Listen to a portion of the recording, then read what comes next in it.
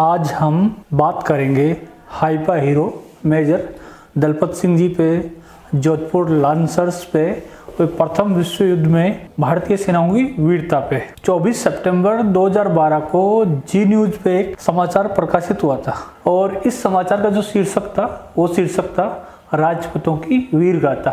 सैकड़ों शत्रुओं को मारा, 700 को दबोच कर कैद किया, 900 शहीद हुए। यह समाचार था कि इस वीर गाथा को इजराइल ने अपने पाठ्य पुस्तकों में शामिल किया है। यह समाचार प्रथम विश्व युद्ध के हाइपा की लड़ाई का था और ये जो लड़ाई है वो 23 सितंबर 1918 को फिलिस्तीन में लड़ी गई थी। हाइपा जो नगर है वो भूमध्य सागर के किनारे इजराइल का दूसरा बड़ा शहर है और ये जो हाइपा नगर है ये पहले फिलिस्तीन का भाग था और जो फिलिस्तीन है वो तुर्की के ओटोमन साम्राज्य का भाग था। ओटोमन साम्राज्य की राजधानी है वो इस्तांबुल थी, जो कि आज के टर्की में है। और इस्तांबुल में ओटोमन साम्राज्य है, यहाँ पे खलीफा शासन किया करता था। खलीफा का जो साम्राज्य है वो काफी विस्तृत था और खलीफा सम्राट होने के साथ साथ मुस्लिम धर्म का धर्मगुरु भी था। प्रथम जो विश्व युद्ध हुआ है उसमें खलीफा ने जर्मनी का जो सम्राट था कैसर, उसका साथ दिया था।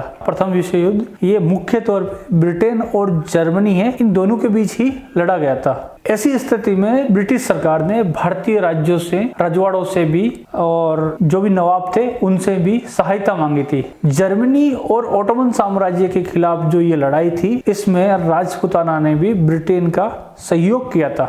जर्मनी ओटोमन साम्राज्य के खिलाफ इस ब्रिटिश सरकार की लड़ाई में जोधपुर राज्य ने भी सहायता की थी। सर प्रताप ने जोधपुर लांसर्स और सरदार रिसाला जैसी वीर घुड़सवार टुकड़ियां इस युद्ध में भेजी थी। सर प्रताप के बारे में बात करें तो सर प्रताप जोधपुर के महाराजा जसवंत सिंह जी के छोटे भाई थे और ये ईडर में गोद जाके वहां के महाराजा बन गए थे। लेकिन हुआ क्या कि जोधपुर के जो महाराजा थे सरदार सिंह, वो युवा अवस्था में ही उनका देहांत हो गया। तो वो ईडर की जो राजगद्दी है वो अपने भतीजे दौलत सिंह जी को देके और फिर से जोधपुर लौट आए और जोधपुर के ये प्रशासक बन जाते हैं। प्रथम विश्व युद्ध आरंभ हुआ तो सर प्रताप ने जोधपुर की घुड़सवार सेना, जोधपुर लांसर्स और सरदार रिसाला है, ये दोनों जो मशहूर सेनाएं हैं, ये 29 अगस्त 1914 को युद्ध में भाग लेने के लिए रवाना किया। जोधपुर लांसर्स को पहले स्वेज नहर की सुरक्षा के लिए भेजा गया था और वहां उनकी नियुक्ति हुई। लेकिन बाद में जब युद्ध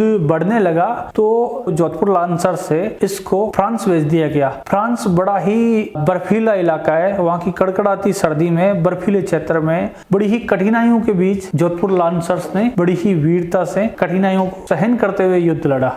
अप्रैल 1918 में जोधपुर राज्य की सेना को फ्रांस से मिस्र भेज दिया गया और मिस्र में इनको एक अल्पकालीन प्रशिक्षण दिया गया जो कि फिलिस्तीन की लड़ाई के लिए, हाइपा की लड़ाई के लिए था।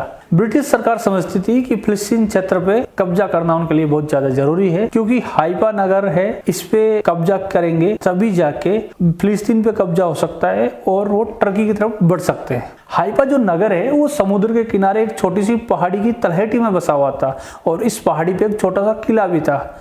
इस किले में और हाइपा नगर में तुर्की की जो सेना थी वो उसने पहले से सुदृढ़ मोर्चाबंदी करके रखी थी। इस हाइपा शहर को और इस किले को जीतने के लिए ब्रिटिश जर्नलों ने 3 भारतीय सेनाओं को चुना, जोधपुर लांसर्स, मैसूर लांसर्स और हैदराबाद लांसर्स।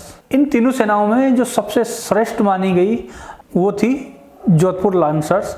उसे चुना गया हाइपा का किला फतेह करने के लिए। मैसूर लांसर्स, हैदराबाद लांसर्स को जो जिम्मेदारी मिली वो जिम्मेदारी थी कि वो कवर फायर करेंगे और हाइपा नगर पे वो कब्जा करेंगे, जबकि किले पे कब्जे की जो जिम्मेदारी है वो जोधपुर लांसर्स की है। किला फतेह करना बड़ा ही कठिन काम था क्योंकि किला था वो हाइट पे था और नीचे से जो सेनाएं जा रही थी उन पे गोलीबारी करनी वो बड़ी आसान था। इस गोलीबारी का जो मुकाबला है वो तलवार और भालों से घुड़सवार कर पाए, ये बड़ा ही कठिन और जोखिम भरा काम था। जोधपुर लांसर्स की 2 टुकड़ियों को किले पर चढ़ाई करने के लिए भेजा गया। इन दोनों टुकड़ियों के जो सेनापति बनाए गए थे वो थे मेजर ठाकुर दलपत सिंह। हम आपको ये बताते चले कि जोधपुर लांसर्स के कमांडेंट कर्नल प्रताप सिंह चौहान शंखवास के रहने वाले थे, जो कि उस समय छुट्टी पे चल रहे थे और इसलिए ये जिम्मेदारी जो सौंपी गई वो मेजर ठाकुर दलपत सिंह जी को सौंपी गई। मेजर ठाकुर दलपत सिंह जी के बारे में हम आपको थोड़ी सी जानकारी देते चले। इनके पिता जो कि हरि सिंह टकनेत थे, वो मूल थे नवलगढ़ के पास के किसी गांव से थे और सर प्रताप की रानियों में से एक रानी थी, वो नवलगढ़ से थी और उसी रानी के साथ ये हरि सिंह जी जोधपुर आए थे। जोधपुर में दलपत सिंह जी के पिता हरि सिंह जी ने घुड़सवारी और पोलो में काफ़ी दक्षता हासिल कर ली और इसी कारण से सर प्रताप उनको पसंद करने लगे। सर प्रताप ने दलपत सिंह जी के पिता हरि सिंह जी को अपने पुत्र के समान स्नेह दिया और अंत में उन्हें देवली गांव का जागीरदार बना दिया।